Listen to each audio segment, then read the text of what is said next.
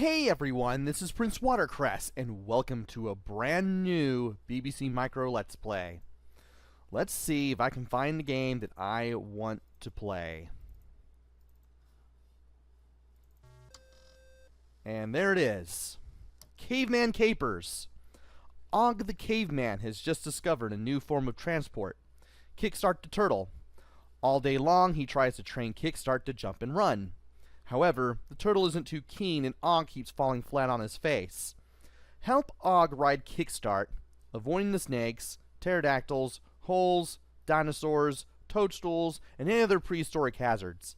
Get him to the phone box so that he can tell his wife that he'll be late for tea. And from here, Caveman Capers by J. Sobel and K. Blake. Copyright Icon Software, 1995. And there are the controls right there. Z and X let you move left and right. Return lets you jump. And Q and S turns off and on the music respectively. And as soon as you press space to start the game, we will start the game. Let me check my notes real quick to see who... Okay, it's Jason Sobel and Kevin Blake. Published by Icon Software in 1985. Alright. We got that out of the way. So let's go ahead and play this for a couple minutes.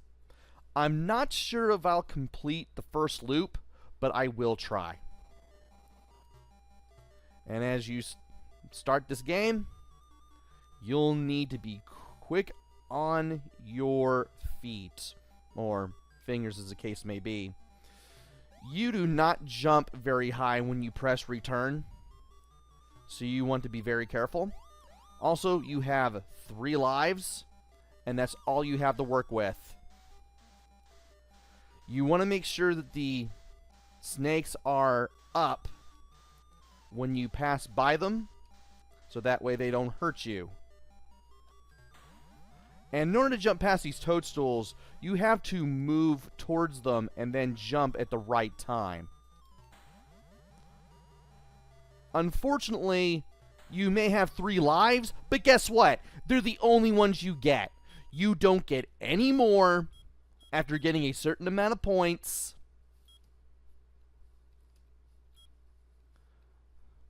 At any point in the game. And I just lost all 3 of my lives just like that. And if you score high enough, you can put in your name with Z and X and return.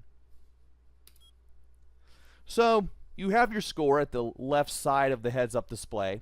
To the right of that is the highest score that you've received, as well as the progress meter, which is the bone with the different colored rectangles on it. You go from right to left, going to blue, then green, then yellow, and then I believe to red. And once the progress meter fills all the way up, you go on to the next area. If you game over at any time, you can press space to try again. But if you do that, you'll need to head all the way to the left, so that way you can position yourself better for the beginning of the game. Because the game remembers where you were when you lost your last life, but it doesn't take you all the way back to the left when you start a new game, which is really annoying.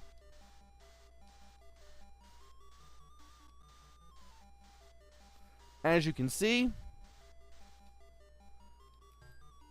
this game is very much trial and error.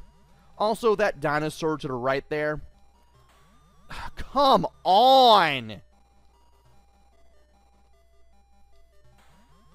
You gotta be kidding.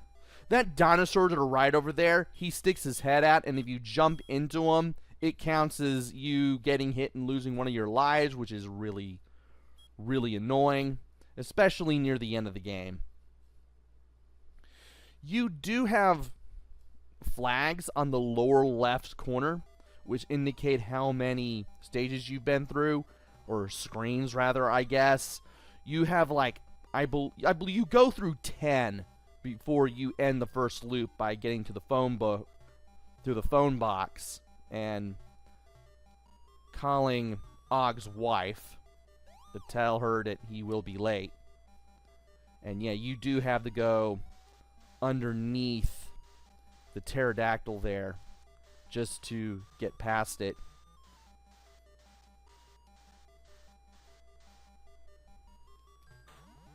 And it is possible to jump over these toadstools, but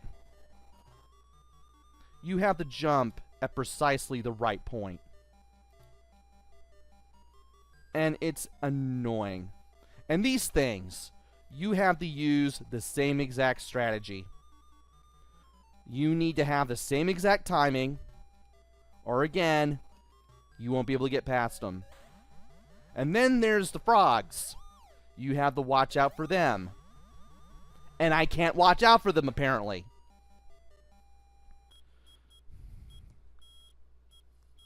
As you can see, there is a lot of trial and error to this game.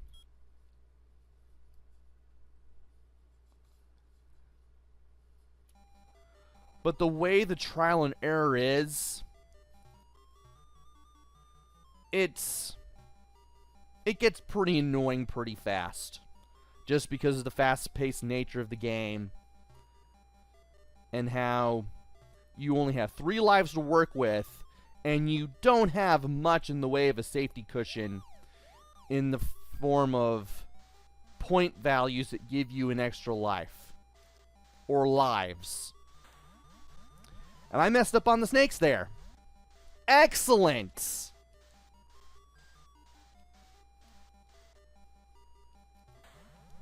And I'm going to mess up on the mushrooms. This is a good game to review. Not so much a good game to play.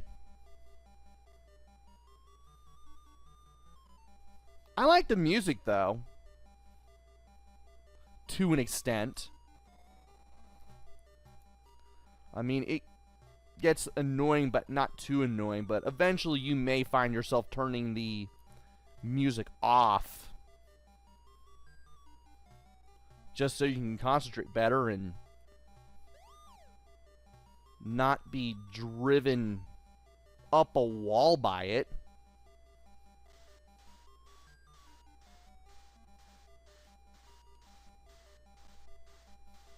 I mean, there is worse music, I would assume,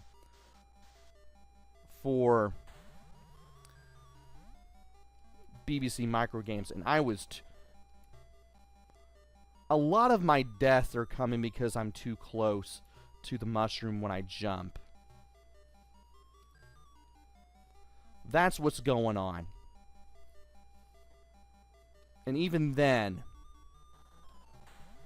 it can be hard to get the timing down.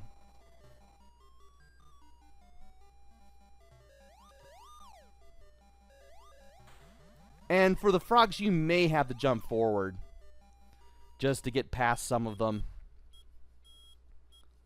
Like I said, I'm not exactly expecting to get past the first loop.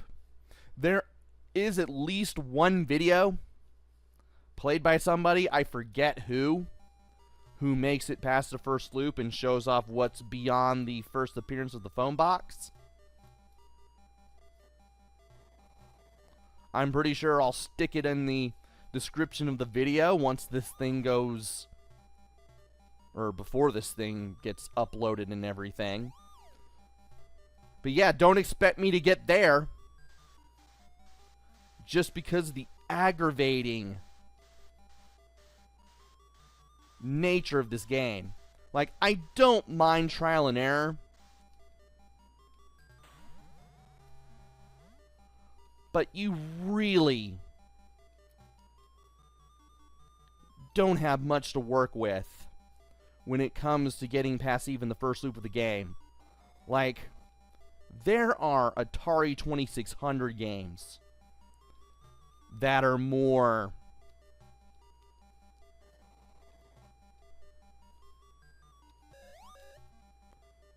what's the word? that are more forgiving than this. Now here, you want to be very careful. And I'm not being very careful. The dinosaur sticks his head out that far. Now, when you're jumping over what looks like shards of glass over here, you have to be very mindful of how far forward you go, so that way you don't fall, or rather jump, or one or the other. You just want to make sure you don't move right into the dinosaur's head, whether it be jumping or by falling.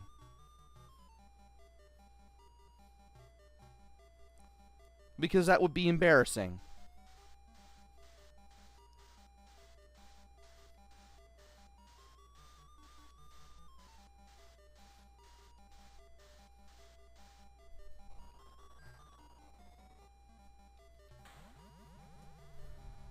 Yeah, you have to be at the proper distance.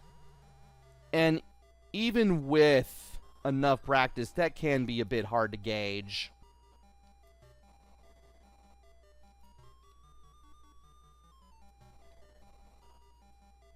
That can be really hard to figure out.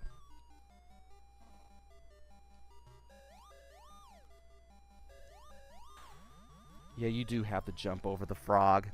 You're forced to, man, no matter what. You can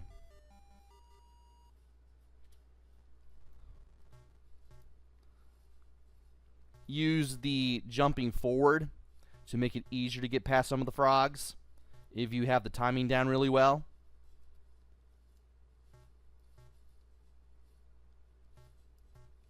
But you really got to pay attention with the frogs. Otherwise, you're not going to go very far.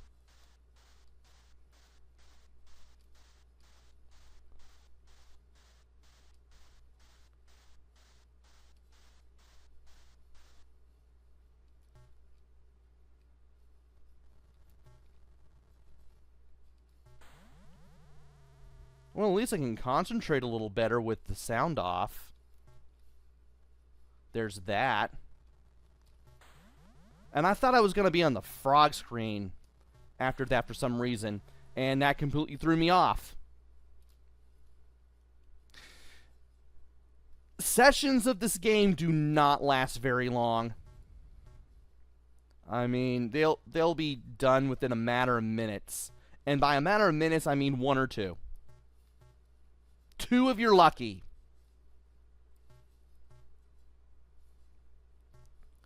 Just because of the trial and nature-ish, or trial and error-ish nature of the game. Which, again, I don't have a problem with. It's just that the game isn't exactly forgiving, given what we're working with here.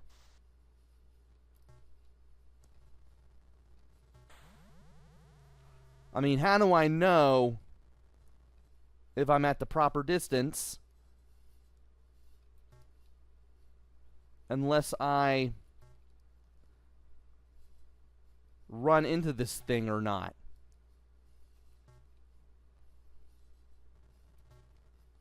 You only have so much height on the jump. And I thought I cleared that.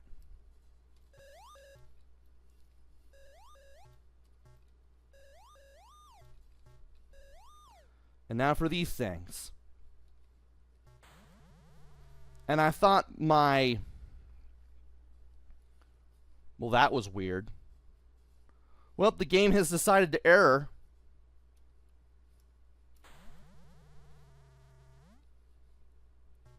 That's not good. And it looks like there are spots for extra lives, given by how everything's looking, but... Well... good luck getting extra lives. I don't know how you're supposed to get any. And I think the way that this game is erroring is probably telling me that I should just get the heck away from this game. Because, whoo boy, I really wanted to like this game after seeing High Retro Game Lord 89 play this one. And I will stick a link to their Let's Play of the game along with the whole first loop clear that someone else did in the description.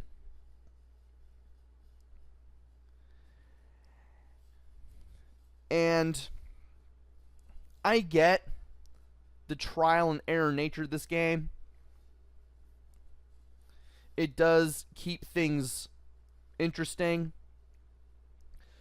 The action is fast, is frantic. I can appreciate that, which probably explains why I was able to play this for 15 minutes. But at the end of the day,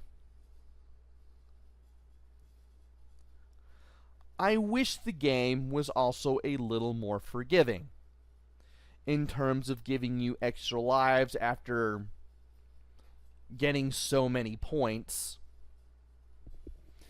And while I could complain about the height of that you have on the jump, I kinda can't. The game's doable if you know what you're doing. But the game goes by so fast and so quickly due to the fact that you can't get extra lives in game that it has the potential to be very frustrating. And you begin to wonder if you can even do one loop of this game. If you can somehow do one loop of this game, if you can get poor old Og to the phone box, I know it exists because I've seen it, you're probably a much better gamer than I am. And I've 100%ed several things in my life. So that would really be saying something. And I might as well go ahead and do my mini review of this game before I start rambling on. Graphics, they're easily identifiable. You can tell what stuff is, though I kind of wonder what the yellow things I'm supposed to do a moving jump over are supposed to be. Maybe they're shells? Sea anemones that were washed up? I can't really picture them being tubes of toothpastes. Other than that, I can easily identify everything else. Sound of music, pretty arcadey. Nothing to write home about. I do like the music a little bit, but I wouldn't be surprised if you turned it off yourself while you were playing. Controls are pretty simple. They're about as simple as they can be. I didn't have any problem with them, which is a good thing. At the same time, the game is pretty hard from the get-go. And you'll be figuring things out as quickly as you can, multiple times, just to get past all the screens, just to get poor Og to the phone box. Which I apparently can't seem to do. And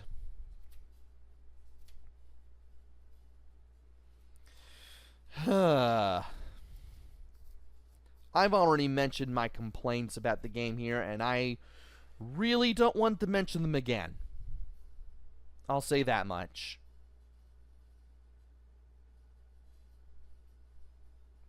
And finally, the replay value. Your mileage may vary with this one, just like with virtually every BBC Micro game that I played. You may play this for 5 minutes. You may play this for a lot longer.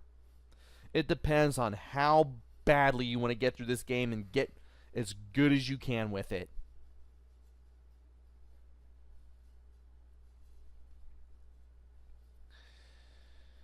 And do I recommend this? I recommend at least giving this thing a shot. I know it's got that Moon Rover style gameplay where you have to avoid things. At least you don't have to shoot at stuff. So it's just ride a turtle and avoid everything. But even then, this game is pretty challenging. You may like this, you may not. Again, your mileage may vary.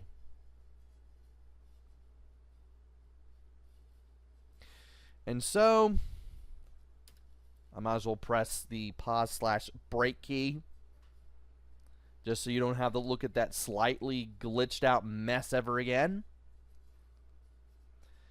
And so, that has been Let's Play Caveman Capers for the BBC Micro. Hopefully I will be back with another game. Maybe it'll be good. Maybe it'll be bad. Maybe it'll be somewhere in between. Who knows? Until then, this is PrinceWatercress. Take care. Stay safe. Thanks for watching, and see you guys later.